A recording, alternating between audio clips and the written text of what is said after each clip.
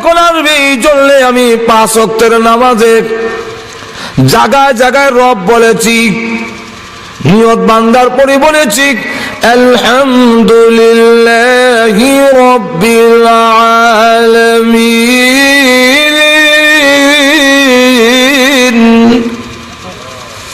আল্লাহ আমি রুকু থেকে বলেছি সুবহানা রাব্বিয়াল আযীম, দাঁড়ায় বলছি সামি আল্লাহু লিমান হামিদা রব্বানা লাকাল হামদ।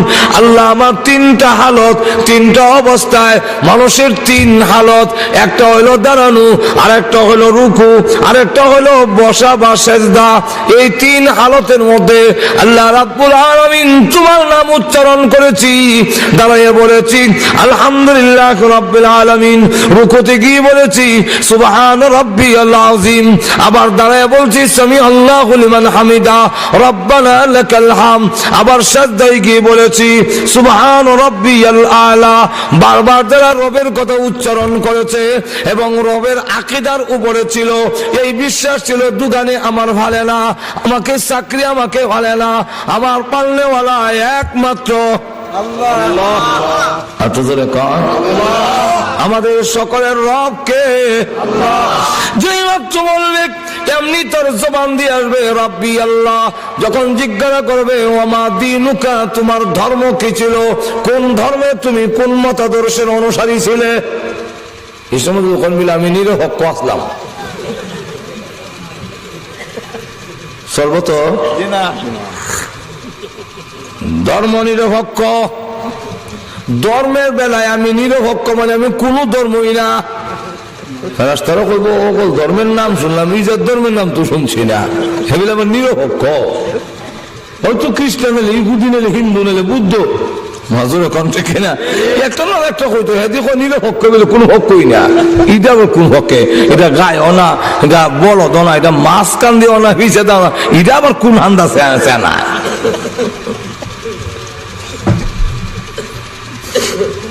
ওয়ামা দীনুকা, আপনার জবান দিয়া কি আসবে দীনিয়াল ইসলাম, আইবনি সারা জীবন উল্লাহ হল্লা।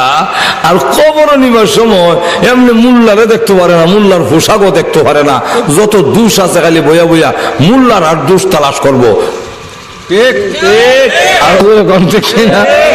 মুল্লার আর দোষ তালাশ করে, যারে নিন্দে তারে ফিন্দে। আমরা একটা ভাষা আছে, যে যারে নিন্দে পাঞ্জাবিরে আমরা নিন্দা করি, কোট প্যান্ট খুব ভালো লাগে, পাঞ্জাবি এমনি ভালো লাগে না, কিন্তু দেখা যায় কবরে যাওয়ার সময় ওই পাঞ্জাবি না হইরা কুর্তা না গা দিয়ে কবরে যাওয়া যাবে না। আরো জোরে কয়, এই সময় সব নেতা হোক, লিডার হোক, প্রেসিডেন্ট হোক, যাই হোক, এই সময় ওই পোশাক আল্লাহ ফিন্দায় হয়, নিন্দা যখন করছিলে তো ফিন্দাবা যেরকম। ঠিক এরপর কবর নিবার সময় ইসলাম, আমরা এমনি ইসলামের কথা মন থাকে না, 2 জায়গায় ইসলাম ছাড়ে না। কয় জায়গায়? এক জায়গা হইল ইলেকশন আইলে, এই সময় দেখবেন সব ইসলাম আওয়ামী লীগে কয় কোরআন সুন্নাহ বিরোধী আইন পাস করবো না, আর আজকে ৫ম সংশোধনী আইন বাতিল করে ৭২-এর সংবিধান নিয়ে আসতে পাস হয়ে গেছে, পাস হয়ে গেছে। কথা বুঝছেন? বিএনপিও লেখে ইসলামী মূল্যবোধ, ইসলামের মিলে মূল্য দিত, অথচ নিজেই মানে না। আর এরশাদ সাহেব জাতীয় পার্টি রাষ্ট্রীয় ধর্ম ইসলাম, রাষ্ট্রীয় ধর্ম ইসলাম, রাষ্ট্রীয় ফল হইল কাঁঠাল, রাষ্ট্রীয় ফাঁকির নাম হইল, জাতীয় ফাঁকির নাম হইল, এটার নাম দোয়েল। দোয়েল জাতীয় ফাঁকি কোয়ার আগে যেমন গাছও থাকতো, এখনো হে গাছ হইতে হে দালান কোটাও হইছে না। ঠিক তেমনি ভাবে রাষ্ট্রীয় ধর্ম ইসলাম, জাতীয় ধর্মীয় ইসলাম, এটা ঘোষণার করে আগে যে অবস্থা আছিল এখনো একই অবস্থায় আছে, এটার আর কোনো উন্নতি হইছে না। যেরকম ঠিক কিনা?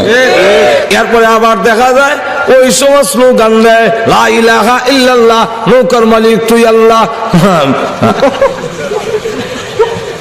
এরপরে দেখা যায় আবার আরেকজনে কয় ধানের শীষে বিসমিল্লাহ, এরপরে কইব আল্লাহ আল্লাহ বলিয়া জাল বুট দিয়া বাস করলে বড়িয়া।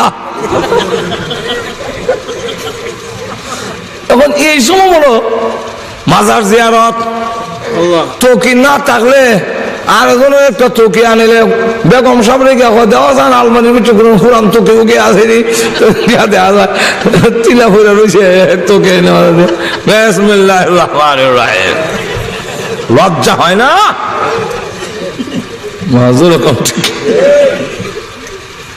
শরম করা উচিত। আমাদের অসুবিধা হইতেছে অনেকগুলো তোকে আলহামদুলিল্লাহ আউযুবিল্লাহি মিনাশ শাইতানির রাজিম যা আছে সব কইয়া এই সময় ইসলামের লেখা শাহজালাল বড় মনে হয় যেরকম ঠিক না ঠিক না। শাহজালাল কি চাইছিল আকাম কুকম করবো লেগিয়া। এরপরে যাই হোক দেখবেন লইয়া যায় আতর তোর লাগাও, কাপড় বল ভালো করে দাও, গোসল গোসল দাও। একজন ইমাম সব গিয়া দেখি যে কয়েকটা মাটির ডিলা আর খিলাই লইলা লয়ে গেছে। খিলাইল বুঝুন না আপনারা? দাঁত যাই করে কিতা হয় না আপনারা? খিলাইল তো যাক খিলাই লয়ে গেছে এক নেতারে গোসল করাইতো। তা আমি যে গেলাম ইমাম সাহেব ইতাম চুল খানে ক আল্লাহ হুজুর ইচ্ছা জানুন না বলে গীতা বলে বেটা ফেটো জাতা দিলে যে ময়লা বাড়ি বইটা জিলা লয়ে দিত। আমি জিতা থাকতে জিন্দিগি তো জিলা লইছে না ও হনার ইটা তো মুচ্ছা লাভ নাই, এমনি তো এদের লাভ তাহলে হন মুচ্ছা লাভ কিটা। এরপরে আবার ভালো করে কাপড় ফোন ফরাইয়া এরপরে এবার লেহে আতর দেয়া লেহে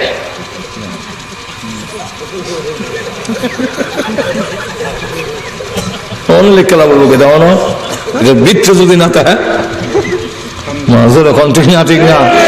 এরপরে ধরো ধরো খাট ধরো গন্যা গন্যা কদম ফালাই আরে কি শূন্য এটা বাটরে আল্লাহ খুব ভালো করে বুঝে খুব ভালো করে আল্লাহ বুঝে। এখন দেখা যায় কার এক লয়া যায় আর এক কদম গন্যা গন্যা 10 কদম তুমি 10 কদম আমি 10 কদম গন্যা গন্যা লয়া যায় আর সকলের মুখ লা ইলাহা ইল্লাল্লাহ লা ইলাহা ইল্লাল্লাহ কবর লাগবে বলো তো বিসমিল্লাহ ওয়ালা মিল্লাতি রাসূলিল্লাহ সারা জীবন উল্লেখ আল্লাহ ওহন কই মিল্লাতে রাসূলিল্লাহ রাস্তার কবর আছে থয়া যাও সিফালিল্লাহ যে খারে হয় বুঝিলাইবা থয়া যাও। এখন দেখা গেল সারা জীবন উল্লাহ চললাম, যদি আমি আল্লাহর বিধান মধ্যে চলে থাকি আমার জবান দিয়ে অটোমেটিক বের হয়ে আসবে দিনিয়াল ইসলাম দিনিয়াল। এরপরে জিজ্ঞাসা করা হবে আমার নবিয়ুকা তোমার নবী কে ছিল বলে গেল, তখন বলবে যদি সত্যি অনুসরণ করে থাকে অটোমেটিক তার জবান দিয়ে বের হয়ে আসবে হুয়া মুহাম্মাদুর রাসূলুল্লাহ। এমনি আল্লাহ ডাক দিয়া বলবেন আয়ুনাদি ইউনাদি মিনাস সামা আন সাদাকা আবদি, এমনি আসমান থেকে আওয়াজ আসবে হে ফেরেশতা আন সাদাকা আবদি আমার বান্দা সত্য বলেছে ফাআফরিশুহু মিনাল জান্নাহ ওয়া আলবিসুহু মিনাল জান্নাহ ওয়াফতাহু লাহু বাবান ইলাল জান্নাহ, তাকে বেহেশতের পোশাক পরাইয়া দাও, বেহেশতের বিছনা বানাইয়া দাও, বেহেশতের দিকে দরজা খুলে দাও। আর যেই মাত্র দরজা খুলে দেওয়া হবে এমনি দেখা যাবে জান্নাত থেকে সুঘ্রাণ আসতে থাকবে, জান্নাতের কার্পেট বিছাইয়ে দেওয়া হলো, জান্নাতের পোশাক গায়ে দেওয়া হলো। আর বলবেন লাম কানাউমাতিল আরুস, আল্লাহ রাসূল বলেন বলা হবে তুমি এমন ভাবে ঘুমাও যেইভাবে বাসর রাত্রিতে দামান ঘুমায় তুমি ঘুমাও, 40,000 বছরের ভিতরে কবরের ঘুম ভাঙতে কেউ আসবে না। তাহলে কবরের মধ্যেও জান্নাতের কিছু আরাম পাইছেনি তাহলে ওই হাদিস এখন কিছু বুঝেছি না আপনারা। আচ্ছা এই আয়াতুল কুরসির ফজিলত যদি আপনারা বলতে যাই আজকাল আমার সমাজে ফজিলত এত ব্যাপক ফজিলত, কত উম্মাহ সাহেবের কাছে যায় আর দৌড়াদৌড়ি হুজুর জাদু করে নিয়েছে জিন্নাতে ধরে নিয়েছে ফু দৌকা ফু আপনারা শিখাই দেওয়া যায়। আল্লাহ নবী বিশ্ব নবী রাহমাতুল লিল আলামিন বলেন নিয়মতান্ত্রিক ভাবে এই একটি আয়াত যদি কোনো মানুষ পড়ে তাহলে যত কুফরি করুক, যত জাদু টোনা করুক, যত জিন্নাত হোক তার গায়ে আসর করিতে পারিবে না। একটু জোরে কর না। আবু হুরায়রা রাদিয়াল্লাহু আনহু ওনাকে রাষ্ট্রীয় খেজুর ভাড়া দিবার লেগে দিছে। তো একদিন দেখে লম্বা লম্বা নখ আর লম্বা লম্বা চুল খেজুরের মধ্যে হাত দিছে, ধরলিস সিলা সিলা আরম্ভ করে। সারি দিন ফেরো বড় বুক লাগছিল, আর করতাম না। তুমি কে? আমি মিস্টার ইবলিস। আবু হুরায়রা কয় তোমার রসুলের দরবারে নিব। আপনার ফাও খানো ধরে নিয়েন না। কান্দাকাটির কারণে আবু হুরায়রা রাদিয়াল্লাহু আনহু মায়া লাগছে, ছেড়ে দিছে। রসুলের দরবারে যাওয়ার পরে রসুল জিজ্ঞাসা করেন, আবু হুরায়রা তোমার মেহমান কই? তো রসুল কেমনে জানলো? আল্লাহ রাব্বুল আলামিন জিবরাইলের মাধ্যমে রসুলকে জানায় দিয়েছেন। রসুল বলেন তোমার মেহমান কই সাথের? কওজুর কাকতি মিনতি করছে, ছেড়ে দিছি। রসুল বলেন ভালো করছো, তবে সে আবার আইব। আরেকদিন আইছে, ওই দিনও ধরলো। এবার হয় তুমি আমার হাতে পায় না, হইতো না, রসুলের দরবারে তোমাকে নিবই। তাক এরপর কান্দাকারী কারণে ছেড়ে দিছে। রসুলের দরবারে যাওয়ার পরে রসুল বলেন তোমার মেহমান কই? কওজুর কান্নাকাটি করছে, ছেড়ে দিছি। রসুল বলেন ভালো করছো, তবে আবার আইব। আরেকদিন আইছে, এবার দইরা কয় কোন কান্নাকাটি কাজ হবে না, তোমাকে রসুলের দরবারে নিয়ে যাব। এবার সে ডাক দিয়া কয় আমাকে যদি তুমি ছেড়ে দাও, আমি এমন একটি দোয়া তোমার শিক্ষা দেব, যে দোয়াটা পড়লে কোনদিন মদ শয়তান কোনদিন তোমার উপরে আসর করতে পারবে না, তোমার মাল চুরি করতে পারবে না। যে ঘরের মধ্যে তেলাওয়াত হবে, ওই ঘরের মধ্যে মিস্টার ইবলিস শয়তান প্রবেশ করতে পারে না। কথাটা দোয়া রাখো। শয়তান তখন আয়াতুল কুরসি শিখাই দিছে, ছেড়ে দিছে। রসুলের দরবারে যাওয়ার পরে রসুল জিজ্ঞাসা করে তোমার মেহমান কই? কওজুর দোয়া শিখাইছে, এর লেগে ছেড়ে দিছি। রসুল বলেন হেমনি তোক, কিন্তু দোয়া যা শিখাইছে এটা ঠিকই শিখাইছে। একটু জোরে কর না। শুধু তা না, এই আয়াতুল কুরসির ফজিলত এত বেশি যে যদি কোনো পুরুষ হোক আর নারী হোক তেলাওয়াত করি, একটা আয়াত যদি আমরা আমল করি, একটি আয়াত যদি আপনি তেলাওয়াত করেন, তাহলে এই আয়াতের দুইটা টুট আছে আর একটা জিহ্বা আছে, এটা দিয়ে আল্লাহর আরশের পায়ের সাথে লাগানো আছে। সে তখন দোয়া করতে থাকে, যতক্ষণ পর্যন্ত তেলাওয়াতকারীর গুনাহ মাফ না হয় ততক্ষণ পর্যন্ত আয়াতুল কুরসির সুপারিশ বন্ধ হয় না। সুবহানাল্লাহ। তাহলে এই আয়াতুল কুরসি কত গুরুত্বপূর্ণ। শুধু তা না, এই আয়াতুল কুরসি এত ফজিলত কেন? তার মধ্যে ইসমে আজম আছে। ইসমে আজম এমন এক দোয়া, কোন বান্দা বান্দি যদি আল্লাহর দরবারে দোয়া করে আর বলে আল্লাহর ইসমে আজম, ইসমে আজম কোনটা? আল্লাহর নবী বিশ্ব নবী রাহমাতুল লিল আলামিনকে জিজ্ঞাসা করেন, ওগো নবীজি ইসমে আজম আমাকে শিখান। আম্মাজান আয়েশা বলেন, ইয়া রাসূলুল্লাহ, ইয়া হাবিবাল্লাহ, আমি ঘুম থেকে জাগ্রত হয়ে দেখি আপনি আমার পাশে নাই। আমি এমনি হাত দিলাম, হাত দিয়া দেখি আল্লাহর নবী বিশ্ব নবী রাহমাতুল লিল আলামিনের পায়ের তলার মধ্যে আমার হাতটা পড়ে গেছে। এমনি আমি বুঝতে পারলাম আল্লাহর নবী নামাজের সিজদার মধ্যে আছেন। অনেকক্ষণ অপেক্ষা করলাম, নবীজি সিজদা থেকে উঠেন না। তখন আমি আস্তে আস্তে করে গড়িয়ে গেলাম, নবীজি শ্বাস ফেলান কিনা। না হয় রসুল কেন এত দীর্ঘক্ষণ পর্যন্ত উঠেন না? কাছে গিয়ে দেখি আল্লাহর নবী বিশ্ব নবী রাহমাতুল লিল আলামিন সিজদার মধ্যে পড়ে কান্দেন, ইয়া হাইয়ু ইয়া কাইয়ুম, ইয়া হাইয়ু ইয়া কাইয়ুম। যখন কাঁদলেন আম্মা জান আয়েশা সিদ্দিকা রাদিয়াল্লাহু আনহা বলেন, তখন আমি বুঝতে পারলাম আল্লাহর নবী এখনো জিন্দা আছেন, কিন্তু দেখা গেল এত লম্বা সেজদা দিয়েছেন, আল্লাহর নবী বিশ্ব নবী সেজদায় পড়ে আছেন। এদিকে দেখা গেল সাহাবীরা আযান দিক জামাতের জন্য অপেক্ষা করতেছে, বারবার হুজুর শরীফের দিকে তাকায়, আল্লাহর নবী বিশ্ব নবী আসতেছেন না। সকলে ভাবলেন আল্লাহর নবীর মনে হয় আজকে ঘুম ছাড়েনি। তো আবু বকর সিদ্দিক রাদিয়াল্লাহু আনহুকে বললেন, ও আবু বকর, আপনি একটু ডাক দেন রাসূলকে ঘুম থেকে ওঠার জন্য। আবু বকর সিদ্দিক বলেন, প্রয়োজনে আমি একা নামাজ পড়ে চলে যাব, তথাপি বিশ্ব নবী রাহমাতুল লিল আলামিনের ঘুম আমি ভাঙব না, আল্লাহর নবীকে আমি ডাক দিয়ে বেয়াদবি করব না। সকলে মিলে বলে, ওমর আপনি ডাক দেন, আপনি শক্ত আছেন। হযরত ওমর বলেন, শক্ত আছি ঠিক, কিন্তু বিশ্ব নবীর সামনে আমি মুমিন থেকে আরো নরম, আমি পারবো না। শেষ পর্যন্ত সকলে মিলে বলেন, বিলাল তুমি আমাদেরকে বলেছো হাইয়া আলাস সালাহ হাইয়া আলাল ফালাহ, আসসালাতু খায়রুম মিনান নাওম, ঘুম থেকে নামাজ ভালো, ঘুম থেকে নামাজ ভালো। ও বিলাল যাও তুমি রাসূলকে গিয়ে আহ্বান করো, ঘুম থেকে ওঠাও। হযরত বিলাল রাদিয়াল্লাহু আনহু বাধ্য হয়ে কেমনে ডাক দিবেন, বেয়াদবি কি জানে হয়ে যায়।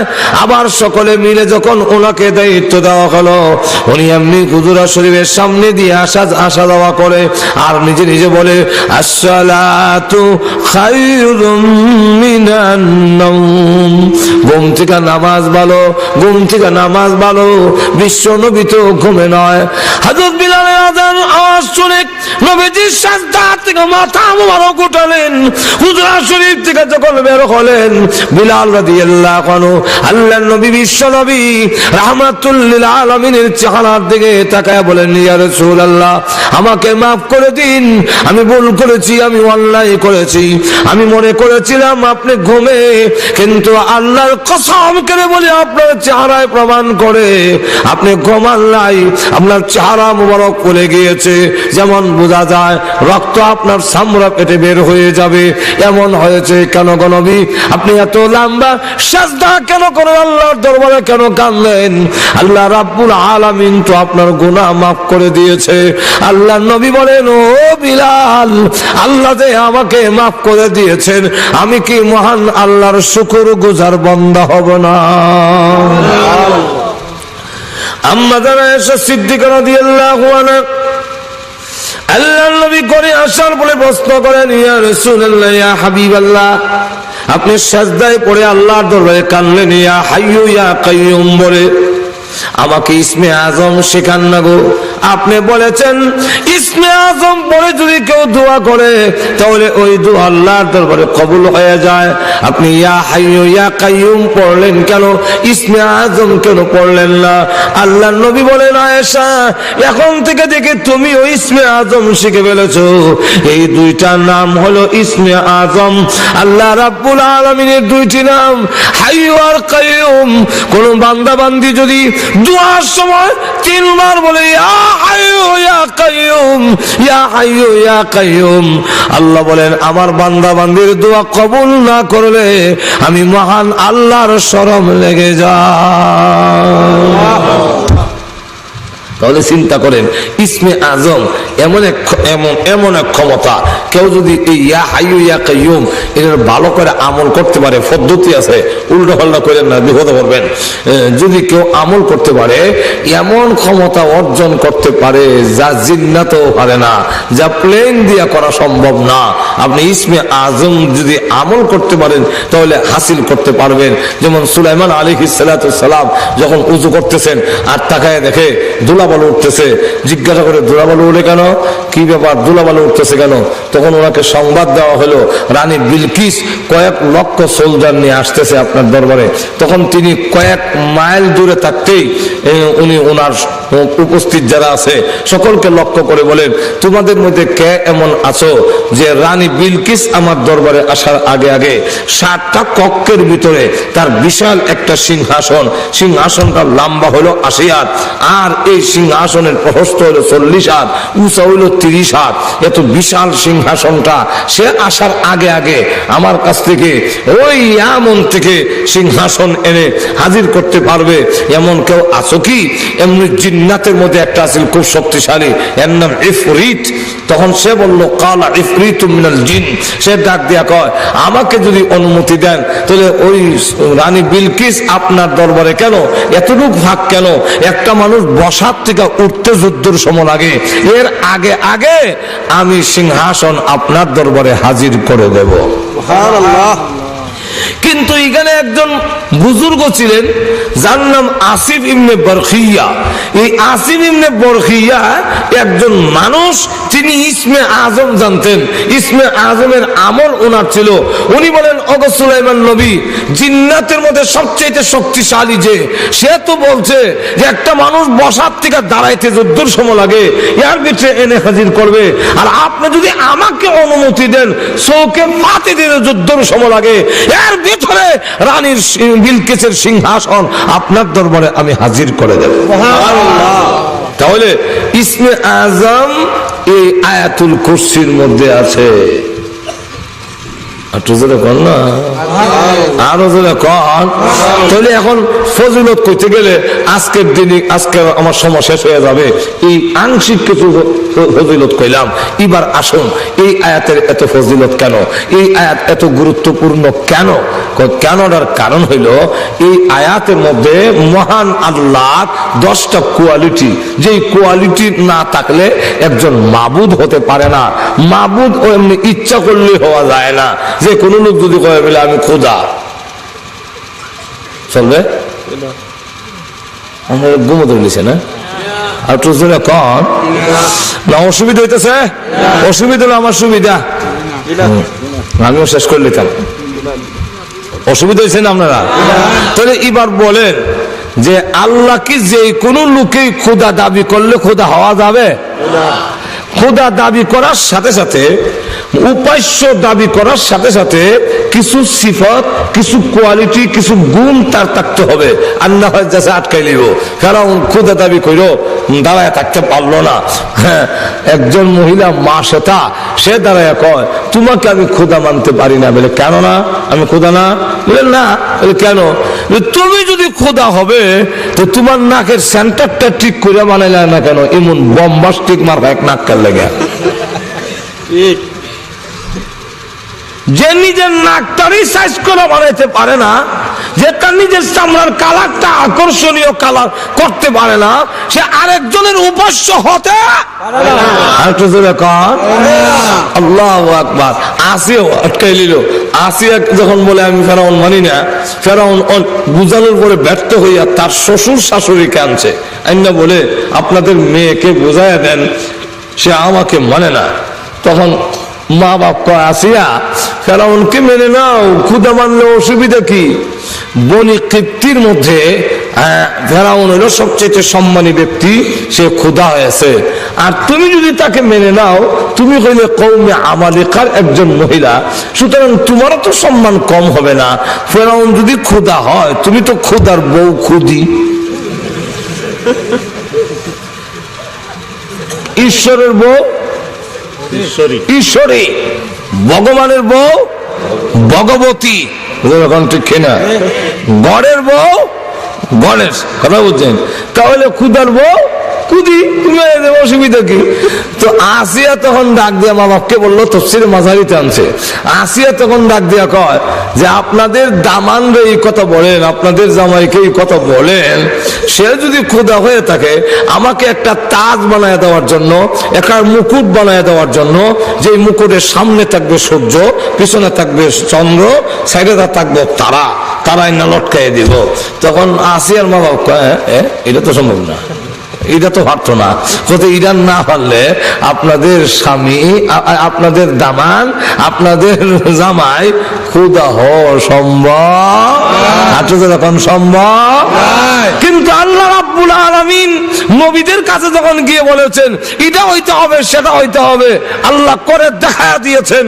যেমন হযরত সালেহ আলাইহিস সালামের সামনে গিয়ে সম্প্রদায়ের লোকেরা বলে আপনার আল্লাহর দাওয়াত দেন, হ্যাঁ তো আপনার আল্লাহকে বলুন শক্ত পাথরের ভিতর থেকে 10 মাসের গাভীন একটা উটনি বের করে দেওয়ার জন্য। 10 মাসের গাভীন একটা উটনির ভিতর থেকে না, পাথরের ভিতর থেকে বের করতে হবে। আর শুধু তা না, বের হওয়ার সাথে সাথে এটা বাচ্চা দিয়ে দিতে হবে। এটার উদ্দেশ্য হইল উনি পারবেন না, আল্লাহ পারবেন না, কিন্তু দেখা গেল বলার সাথে সাথে সালেহ আলাইহিস সালাম আল্লাহ এটা করে দেওয়ান। এমনি দেখে পাথরের ভিতর থেকে বিশাল একটা উটনি চিৎকার দিয়ে বের হইয়া বাচ্চা ওই দিক দিয়ে বেরিয়েছে, পাথরের ভিতর থেকে উটনি বেরিয়েছে আর বাচ্চা বেরিয়েছে এই দিক দিয়া। এত বিশাল উটনি বের হয়েছে যে এটা যেদিন পানি পান করতো এই এলাকার খাল বিল পুকুরের মধ্যে যত পানি আছে সব শুকাইয়া যেত। আল্লাহ রাব্বুল আলামিন এই ক্ষমতা আসেনি আল্লাহ, আর তোদের এখন আসেনি না নাই? তো দেখা গেল ক্ষুধা হইতে গেলে কিছু কোয়ালিটি লাগে, উপাস্য হইতে গেলে শুধু দাবি করলেই হয় না, কিছু কোয়ালিটি লাগবে। যেমন মূর্তি, আমাদের দেশে মূর্তিরে মাবুদ বানায়, মূর্তির সামনে গিয়া দাঁড়ায়, কাকতি মিনতি করে, অথচ যদি জিজ্ঞাসা করা হয় তার মধ্যে উপাস্য হওয়ার মতো কোন কোয়ালিটি তার কাছে এতদূর কোনো কোয়ালিটি নাই। কেন নাই? যে এই যে মূর্তি যে দাঁড় করে রাখছে আর 10টা হাত আছে, আর বড় বড় অ্যাডভোকেট, উকিল, ব্যারিস্টার এটার সামনে গিয়া ভগবান ভগবান হরে কৃষ্ণ হরে হরে রাম হরে রাম হরে কৃষ্ণ হরে হরে হরে হরে হরে ইতা করে। তারে যদি জিজ্ঞাসা করা হয় তোমার উপাস্য যে তার তো 8-10টা হাত আছে এবং তুমি MA পাস, মাস্টার্স, তুমি অ্যাডভোকেট, তুমি ব্যারিস্টার, তোমার ক্ষুধা কি ফাঁস? গোড়ার ডিম ফাঁস। তাহলে অবস্থাটা কি গেল যে বান্দার যোগ্যতা বেশি, ক্ষুধা মূর্খ, এটা উভয় হইতে পারে না। যেরকম ঠিক কিনা আরো যেরকম, শুধু তা না, মূর্তির সামনে যে 8-10টা হাত আছে এটার নাম দশরা না বেসরা, যে একটা এই মূর্তির নাম, এটার নাম দশরা, বেসরা না। আবার বেসরা আছে আমার দেশে, এখানে কোনো সরাসরি মানে না, মুখ নিয়ে কারো লাগাইছে, বুতায় ফত বাই করুন লাগে, চোখ দুইটা গাঞ্জা খাই আগুনে লাগান লাল, মাথার মধ্যে শাল লাগাইছে, এরপরে আবার বেড়া বেরিয়ে এক কেন হইয়া এরপরে একটা যে লাগায় আবার বাপ ধরে চোখ বন্ধ করে বয়ে থাকে, বেশি মাথে উঠে না, আবার অনেকটা ল্যাংটা হয়ে যায়, পাইছি ল্যাংটা জামুল ল্যাংটা মাঝখানে আবার খাবার করতাম খানে, তো হেরে কইল আইসুক ল্যাংটা জামুল ল্যাংটা মাঝখানে খাবার খানে, তো আতুরে আতুরে আনছে হের দাঁতটি বেরিয়ে ফেলে দে, আইসে দাঁত ছাড়া যায় চোখের লেগে দাঁত লইয়া। আচ্ছা যাক, এরা আবার দেখবেন বই থেকে বেশি মাথে না, আবার হঠাৎ করে হাক মাওলা দয়াল বাবা, যখন আসেনি না নাই। আর আমরা দেশের কিছু লোক এমনি গিয়ে সাদ্দাত করে যায়, আর মনে মনে বাবা আপনি তো হয়ে গেছে, অনেক কিছু হয়ে গেছে। এখন লক্ষ্য করে দেখেন মূর্তিটা যে দাঁড়ায় আছে, এখন তার সামনে খাবার দেওয়া আছে, চিরা দই মই খই এটা দেওয়া আছে। এখন একটা হাত দিয়া মাছি যখন খাবারটা নিয়ে যায় তাও চুরি করে নেয় না, আওয়াজ দেয়া নেয়, যখন খাওয়ান নেয় তখন কয় ভুন, মানে এর অর্থ হইল ক্ষমতা থাকলে আটকাও। আবার খাওয়ান লয়ে যায় সময় ভন লয়ে যায় গিয়া কিতা করছো, কি ক্ষমতা আছে, আমার যে আটকাইতেছ না, তুমি কি এর হুদা, তুমি তো হুদা। আল্লাহ কোরআনে বলে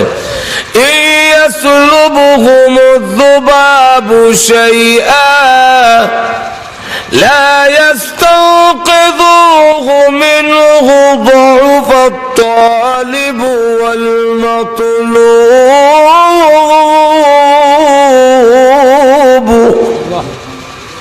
তার সামনে থেকে মাছে খাবার নিয়ে যায়, তাহলে এটার মধ্যে ক্ষুধা হওয়ার কোন কোয়ালিটি, কোয়ালিটি এটা মরা আমওয়াতুন গায়রু আহিয়া, এটা জিতা নয়, এটা মরা।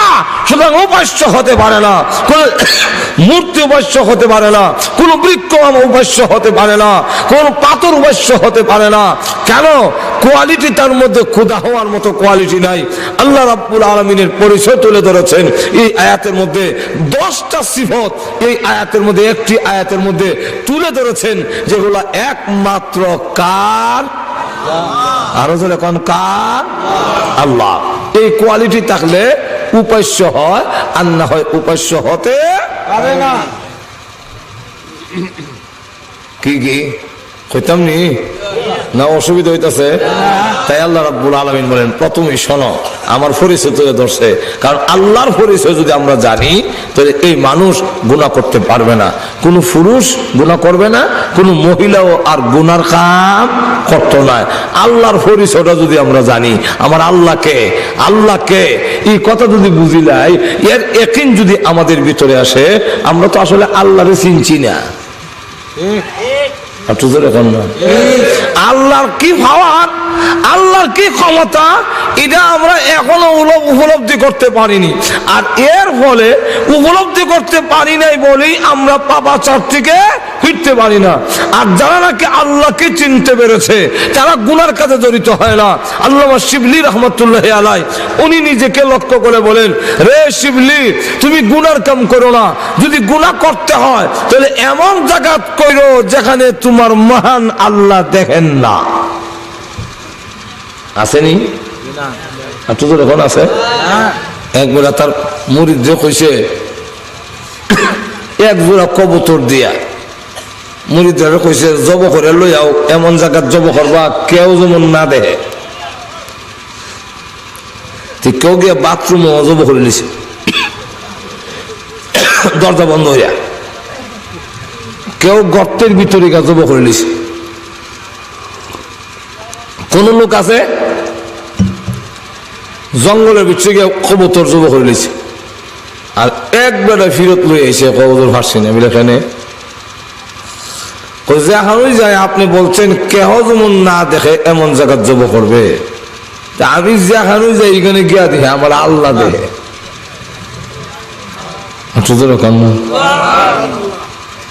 হ্যাঁ এত জব করলো, আর এবারে করলো না কেন? আল্লাহ দেখে আমি গোলাপ ছুরি লাগে। আপনি বলছেন কেউ যেমন না দেখে। তো আপনি যদি আমার ভিতরে যদি এই কথা আসে যে এমন কোন জায়গা নাই যেখানে আমার আল্লাহ দেখেন না, সুতরাং আল্লাহ দেখে আমি গুনাহ করব কিভাবে, অপরাধ করব কিভাবে? র্যাব যদি সামনে থাকে, ওই কোনো অফিসার ঘুষ খেত না। র্যাব যদি থাকে, কোনো দুর্নীতিবাজ দুর্নীতি করবে না। র্যাব যদি সামনে থাকে, তাহলে দেখা যাবে সে অপরাধে লিপ্ত হবে না। যদি ইয়াকিন আর বিশ্বাস আসে যে আমার আল্লাহ, আমার স্রষ্টা, আসমান আর জমিনের মালিক, আহকামুল হাকিমিন, আল্লাহ আমাকে দেখতেছে, সে জিন্দেগি তো কোনো জিনার কাম করতে পারবে না। খাইতে পারবো না ঘুষ? ঘুষ খাইতে পারবো? আল্লাহ দেখতেছে, এর ইয়াকিন আমার আল্লাহ সব জায়গায় আছেন। আল্লাহ বলেন আমি সব জায়গায় আছি, এমন কোন জায়গা নাই যেখানে আমি আল্লাহ নাই।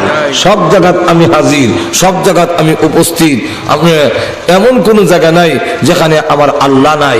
ওহুয়া মাআকুম আইনামা কুনতুম, তোমরা যেখানে আমি আল্লাহ সেখানে। এই স্লোগানটা আল্লাহ। যদিও আমরা ইলেকশনের সময় চেয়ারম্যান রে দেই, আর কই অমুক ভাই যেখানে আমরা আছি সেখানে অমুক ভাই জায়গা ভোট দ্বারে আপনি উঠানো, যেরকম ঠিক কিনা? তো অমুক ভাই যেখানে আমরা আছি সেখানে, অথচ অমুক ভাই ঘরের ভিতরে আপনি উঠানো, ওইগুলো তো নাই। এটা বউর কাছে কিতা হয় আপনি জানুনি না। আল্লাহ বলেন এই স্লোগান আমার, বন্দা আছে যেখানে আল্লাহ আছে সেখানে। আল্লাহ আছে, আমরা আছি যেখানে আল্লাহ সেখানে আছেন। শুধু তা না, আল্লাহ রাব্বুল আলামিন বলেন আমার পরিচয় তুলে ধরুন। যেখানে তিনজনে কানাকানি করে আল্লাহ কোরআনে বলেন সেখানে তিনজন নয়, হিসাব করবার সময় 4 জন হিসাব করবা। যেখানে 4 জন এখানে 4 জন নয়, আমি মিল্লা হইলাম 5 জন। শুধু তা না, দুনিয়ার কোনো মেশিন নাই, দুনিয়ার কোনো যন্ত্র নাই, আমার ভিতরে ভিতরে আমি কি কল্পনা করতেছি সেটা উদ্ঘাটন করতে পারবে। আজ পর্যন্ত কোনো যন্ত্র আবিষ্কার হয়নি, আমি মনে মনে কি কল্পনা করি সেটা আবিষ্কার করার জন্য। কিন্তু আল্লাহ রাব্বুল আলামিন জানিয়েছেন, ও পৃথিবীর নারী আর পুরুষেরা, তোমরা জেনে রাখো আমি আল্লাহ এমন সত্তা, তোমার ভিতরে ভিতরে কি আছে আমি 24 ঘন্টাই তোমার ভিতরে সকল কিছু জানি। তাহলে আল্লাহর পরিচয় যদি জানে মানুষ, আল্লাহকে তার ক্ষমতা কি, এই কথাটা যদি ভালো করে উপলব্ধি করতে পারে, না পুরুষে গুনাহ করতে পারবে না নারী গুনাহ করতে পারবে। এক লোক হাদিস শরীফের মধ্যে এসে, তিরমিজির হাদিসে, এক লোক এক মহিলাকে খুব ফুসলে ফাসলে সুযোগ মতে আইসিল টেকার লেগে কর্জা নিত। এমন সময় করছে কিটা, কর্জা নেওয়ার সময় শর্ত লাগাই দিছে দিমু, কারণ হের চরিত্র ভালো না। একদিকে হের ডাকায়, 2 নম্বর হইলো মদখোর, 3 নম্বর হইলো বদমাইশ, হের চরিত্র ভালো না। তুই মহিলার আবার নেককার, টাকা কর্জার লেগে আইছিল, আবার পরে শর্ত জুড়ে দিছে টাকা দিতে পারি একটা শর্তে, তুমি যদি আমার আকাঙ্ক্ষা পুরা করো। সে দেয়া বসে কুমতলবের প্রস্তাব। মহিলা কয় আমি এই প্রস্তাব গ্রহণ করতে পারি না, অতটা টাকাও দিতাম না।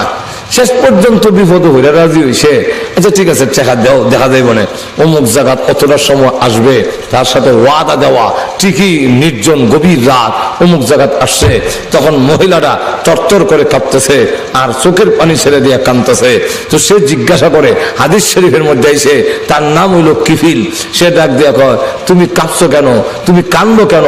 মহিলা কয় আমি জিন্দিগিতে কোনোদিন জিনার মতো অপরাধ করিনি, আমি আজকে অভাবের কারণে তোমার কাছে টাকার জন্য আসছিলাম, তুমি আমার ইজ্জতের উপরে হামলা করবে, আমি আল্লাহর দরবারে কাঁদতেছি, আল্লাহ যেন আমাকে রক্ষা করেন এবং তোমার দিলটা যেন আল্লাহ পরিবর্তন করে দেয়। আমার আল্লাহর তো এমন ক্ষমতা আছে, ইচ্ছা করলে তোমার দিল পরিবর্তন করতে পারে।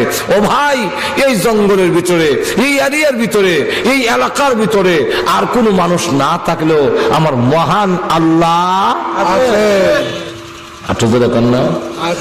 এই যে বিশ্বাসটা, দুধ পানি দেওয়া জীবন আইন দিয়ে ফিরে তারে না, পানি দিবই গুড়াইয়া মারে, গুড়াইয়া একবার ড্রামের মধ্যে পানি তোষে তো সব দুধ ডালে। জিজ্ঞাসা করা হইলো আগে তো সব পানি, এখন দুধ দেও ওখানে। খালি বিশ্ব হুজুরের কাছে মুড়ি দিছি ওর থেকে, হুজুরে না করছে দুধের মধ্যে পানি দিস না, এর লাগে দুধও পানি দেই না, পানির মধ্যে দুধ দেই। বুড়াই আমার। আর খলিফাতুল মুসলিমিন উমরের যুগে একজন মহিলার, বিধবা মহিলার ঘরের কোনায় রাত দিয়ে উমর দাঁড়াইছেন যে এই ঘরের হালত কিতা শুনি। তো মা তার মেয়েকে জিজ্ঞাসা করে আজকে বকরি কদ্দুর দুধ দিছে, কদ্দুর আরো 200 পানি নিয়ে যায়। মেয়েটা জবাব দেয় উমর নিষেধ করছেন দুধ পানি দিতে। মা ডাক দেয়া আমার মেয়েটা এখনো স্মার্ট হয়েছে না, কিন্তু চুরি ছাড়া সংসার কেমনি উন্নতি করবো। উমর কি তোর ঘরের কোন খার রয়েছে দেখবেন লেগে, ঘরের হচ্ছে খারা বলে দেখতো তুই দুধে পানি দিস কিনা। মেয়েটা জবাব দেয় ও মা, উমর যে আল্লাহকে ভয় করে দুধের মধ্যে পানি দিতে নিষেধ করে দিয়া বিক্রি করতে নিষেধ করেছেন, আমি সেই আল্লাহকে ভয় করি, সেই আল্লাহ তো দেখতেছে। উমরকে ফাঁকি দেওয়ান সম্ভব কিন্তু আল্লাহকে ফাঁকি দেওয়ান সম্ভব নয়, সুতরাং আমি দুধের মধ্যে পানি দিতে পারবো না। এমনি ভাবে আমাদের দেশের মহিলারাও যদি কথা বুঝে, স্বামী দেখে না এলে কি হয়েছে, কিন্তু অনেক সময় দেখা গেছে স্বামী দেখে না, স্বামীর মাল চুরি করে, স্বামীর মাল নিয়ে পকেটও টাকা তো ঘুমেছে, এখান থেকে টাকা লয়ে যায়। দানের সময় নিয়ে 1 মন দান ঠিক করো তো জুলাই করে, ঠিক না। শুধু তা না, আপনাদেরই কেনা অনেক জায়গায় এরকম আছে, আমার দেশও আছে। ও মা স্বামী গেছে বাজারও গলা বাজার, আর এখানে তাই দেখা যায় আরো 8-10 জন বানাইলে মাথে উঠে চাও খায়, পান্তামুখ খায়, বিড়ি সিগারেট খাইতেছে, যেমন দেখে তাই আছে ভাই সাহেব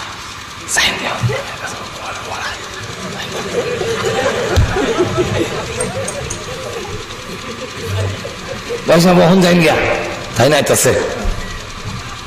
কিন্তু কোন মহিলা আল্লাহর পরিচয় যদি জানতে পারে সেই মহিলা কখনো জঘন্য অপরাধে লিপ্ত হবে না। আমরা দেশে দেখবে হাদিসের মধ্যে আছে, মুসলিম শরীফ হাদিস, যে আমরা দেশও আছে বাছুর বান্দা তো আরো এক সপ্তাহ আগে গাই যখন দুধের গাই যখন বাজারে বেচবো এক সপ্তাহ আগে বাছুর বান্দা তো আর গাভীর উলন্ড 50 কেজি দুধ দেয়। যেরকম ঠিক কিনা? শুধু তা না, ভালো ভালো বেগুন দি উফরে তো ফুফরো বেগুন নিচে দিয়ে তো দেখায় বাড়া না দিবস না। কিন্তু আল্লাহর পরিচয় যদি তার ভিতরে আসে তাহলে আমার আল্লাহ দেখতেছে, তাহলে সেই লোক কখনো এইভাবে ভেজাল দিতে পারে না। আচ্ছা কান্না ভেজাল দিতে পারবে না। তাহলে এখন আসুন, আল্লাহ রাব্বুল আলামিন এই আয়াতের মধ্যে তার পরিচয় তুলে ধরেছেন যে আমার পরিচয় তোমার ভিতরে আসলে তুমি জঘন্য কাম করতে পারবা না। এই কারণে এই আয়াতের এই ফজিলত আল্লাহ রাব্বুল আলামিন প্রথমে বলেন, 1 নম্বর হলো আল্লাহু লা ইলাহা ইল্লাহু, আল্লাহ হলেন তিনি যিনি ছাড়া আর কোন মাবুদ নাই, আর উপাস্য নাই। আমার বিপদ থেকে উদ্ধার করার মালিক, আমার ধন সম্পদ দেওয়ার মালিক, সন্তান দেওয়ার মালিক, ইজ্জত দেওয়ার মালিক, বিপদ থেকে মুক্তি দেওয়ার মালিক, এই সবগুলোর বেইজ্জত করার মালিক, সম্মান দেওয়ার মালিক, লোক মুক্তি দেওয়ার মালিক। কোন পীর সাহেব নয়, কোন পীর আউলিয়া নয়, কোন নবী রাসূল ওলি গাউস কুতুব নয়, দুনিয়ার আর কেউ নয়। সকল কিছুর মালিক হলেন একমাত্র কে? আল্লাহ। আরো জোরে কর আল্লাহ। লা ইলাহা ইল্লাল্লাহর ব্যাখ্যা দিলে 3 দিন লাগবে। লা ইলাহা ইল্লাহু, আল্লাহ ছাড়া কোনো মাবুদ নাই, আল্লাহ ছাড়া কোনো উপাস্য নাই। এই কথা কেন বললেন? যে আল্লাহ এরপরে সিফত গুলো বয়ান করেন কেন? আল হাইয়ুল কাইয়ুম। 1 নম্বর হলো আল্লাহ রাব্বুল আলামিন হলেন হাই, চিরঞ্জীব, যার মরণ নাই। এই পৃথিবীতে আল্লাহ ছাড়া সকলের মরণ আছে, নবীদেরও মরণ আছে, ওলি গাউস কুতুবের মরণ আছে, বৃক্ষ তরুলতার মরণ আছে, পাত্রগুলোর মরণ আছে, পাহাড়ের মরণ আছে, আসমান জমিনের মরণ আছে। সুতরাং এইগুলা আমার উপাস্য হতে পারে না। আল্লাহ আমার উপাস্য হবে কেন? আমার মহান আল্লাহর জিন্দেগিতে কোনোদিন মরণ নাই। ঠিক কিনা? 2 নম্বর হইল আল কাইয়ুম, তিনি কাইয়ুম। বলে কাইয়ুম কিনা? কাইয়ুম হইল এটার ব্যাখ্যা 3টা। এর মধ্যে একটা ব্যাখ্যা হইল কাইয়ুম তারে কয় যিনি তার নিজেও কায়েম থাকেন, অন্যরা কায়েম রাখেন, প্রতিষ্ঠিত রাখেন, তার নাম হইল কাইয়ুম। 2 নম্বর ব্যাখ্যা হইল যিনি সমস্ত মখলুকের মধ্যে হাজির, সবসময় দেখতেছেন বান্দার সকল আমাল। তাফসীর ইবনে কাসিরের মধ্যে লেখে কাইয়ুমের অর্থ হইল আহওয়ালে হাজিরুন, আহওয়ালে হাজিরুন ওয়া আমালে নাজিরুন। তার বান্দার সমস্ত আমলগুলোতে আল্লাহ দেখতেছেন এবং বান্দার সমস্ত হালতে, সমস্ত অবস্থায় আল্লাহ উপস্থিত আছেন। তাকে বলা হয় আল কাইয়ুম। কি বলা হয়? কাইয়ুম বলা হয়। তাহলে হাইয়ুল কাইয়ুম। আল্লাহ রাব্বুল আলামিন বলেন আমি সব জায়গায় বিরাজমান, এমন কোন জায়গা নাই যেখানে আমি আল্লাহ নাই। এই কারণে আল্লাহর নাম হয় কাইয়ুম। আমাদের সমস্ত হালত দেখতেছেন, আমাদের সমস্ত আমলগুলো তিনি দেখতেছেন ডাইরেক্ট। সুতরাং আল্লাহকে ফাঁকি দেওয়ার কোনো সুবিধা নাই। 3 নম্বরটা হইল লা তাখুযুহু সিনাতুন ওয়ালা নাওম। আল্লাহ বলেন আমার ঘুম, আমার উন্মাদি নাই, আমার তন্দ্রা নাই, আমার ঘুম নাই। 24 ঘন্টা আমি জাগ্রত। প্রত্যেকের ক্লান্তিতে আসে, ঘুম আসে, কিন্তু আমি আল্লাহর ঘুম নাই। উনি ছাড়া কেউ মাবুদ হতে পারে না। পীর সাহেব ঘুমায়, নবী ঘুমায়, আলেম ঘুমায়, সব ঘুমায়, সব মাখলুক কিছু সব হইল ঠিক নেই। কিন্তু আল্লাহ রাব্বুল আলামিন বলেন আমার ঘুম নাই। আমার কোন আল্লাহ বলে কোন বিপদে বলেছে কোন সময় কন্যার দরকার হবে, এটা আমি আল্লাহ 24 ঘন্টাই জানি। আমার দরজা উন্মুক্ত রেখে দিয়েছি। 24 ঘন্টার ভিতরে যেই কোনো সময় আমার বান্দাকে আমাকে ডাক দিবে, আমি আল্লাহ 24 ঘন্টাই তার ডাকে সাড়া দেব। এই কারণেই আমি আল্লাহ মাহবুদ হয়েছি। কিন্তু রাজা বাদশাহ অলি গাউস কুতুব সব ঘুমায়। রাত 2টার সময় কোর্ট কাছারির মধ্যে ভাইবেন এখন গিয়া উকিল মুক্তার জশা সব ঘুমা দিছে। আপনি অঙ্গিপদ বসছেন, এখন কোর্টে গেলে দেখবেন ওই ফারাদাররা বই রয়েছে, তাও উঙ্গায়। যদি কি এখন বলে আমি একটা কেস করবার লেগে ইসলাম বিপদে বসছি, এখন আমার জায়গা দখল করিলায়, তখন দারোয়ানে ফিরছে অন্তরাইতেছে। আর আল্লাহ কয় তোমার রাত্র যত গভীর হবে আমার রহমতের দরজা তত প্রশস্ত হয়, তুই যে কোনো সময় ডাক দিবে। আমি এই জন্যই মাবুদ যে তোর প্রত্যেকটা ডাকের সময় আমি আল্লাহ শুনি, দেখি, হাজির আছে। যেরকম চুপ কেন আরো বহুত গুণ কওয়া হয়েছে। আল্লাহ রাব্বুল আলামিন যদি আরো তৌফিক দেয়, কারণ সবগুলো হইতে গেলে অনেক লাম বুঝে বুঝিয়া আর অত রাত আর বেশি ওয়াজ চলে হলে না, তো 1 ঘন্টা করে লেছি, আর বেশি সময় করা যায় না। আল্লাহ রাব্বুল আলামিন আমাদের তৌফিক দেব। আল্লাহর পরিচয়টা আমার আল্লাহকে, আমার বানানোওয়ালাকে, আমার স্রষ্টাকে এটা যদি আমি ভালো করে উপলব্ধি করতে পারি, এর ইয়াকিনটা যদি আমার ভিতরে আসে, তাহলে মানুষ গুনাহ করবে না। তো ওই কথাটা কইয়ালাই তো শেষ ফিনিশিং দিয়ে দিব। মনে আসেনি কিবিলের কথা? কিবিল সূরা মহিলার সামনে কাঁপতেছে। মহিলা কাঁপে, জিজ্ঞাসা করে তুমি কাঁপছো কেন? কাঁপার কারণ হলো আমার আল্লাহ দেখতেছে, আর কেউ না দেখলো আমার আল্লাহ দেখতেছে, আমি গুনার কাম কেমনে করবো। এ ভাই তোমারও ওয়াজ করি, ইয়া আখি ইত্তাকিল্লাহ, তুমিও আল্লাহরে ডরাও। তোমার মতো কত যুবক কবরে ঘুমাই আছে, তোমার মতো কত যুবক হাসপাতালের সিটে আছে, তুমি এখনো সময় আছে, আল্লাহরে ডরাও।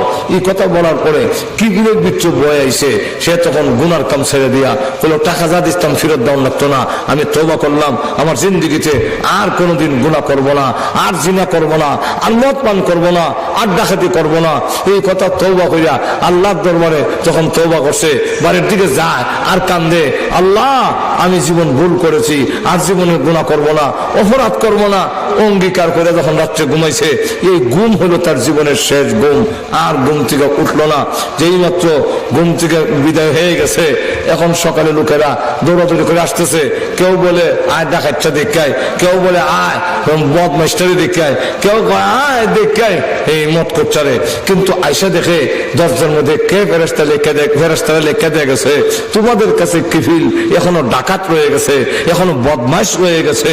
কিন্তু মহান আল্লাহ গত রজনীতে তার তওবা কবুল করে জিন্দেগীর সমস্ত গুনাহ মাফ করে দিয়েছে। সুতরাং আমি যদি ওইগুলো বলতে পারি, তাহলে অবশ্যই আল্লাহ রাব্বুল আলামিন আমাদেরকে মাফ করবেন। সমস্ত পাপাচার থেকে তখনই বাঁচা সম্ভব যদি আল্লাহর পরিচয়, আহকামুল হাকিমিনের পরিচয় আমাদের ভিতরে আসে।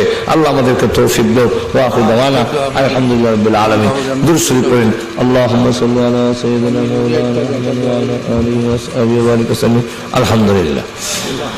ربنا ظلمنا أنفسنا وإن لم تغفر لنا وترحمنا لنكونن من الخاسرين ربنا اغفر لنا ولوالدينا رب ارحمنا বন্ধুকে নিয়ে আমি গুনাহগার তোমার সেই দরবারে হাত বাড়াইলাম, মেহেরবানি করে জিন্দেগীর গুনাহ মাফ করে দাও।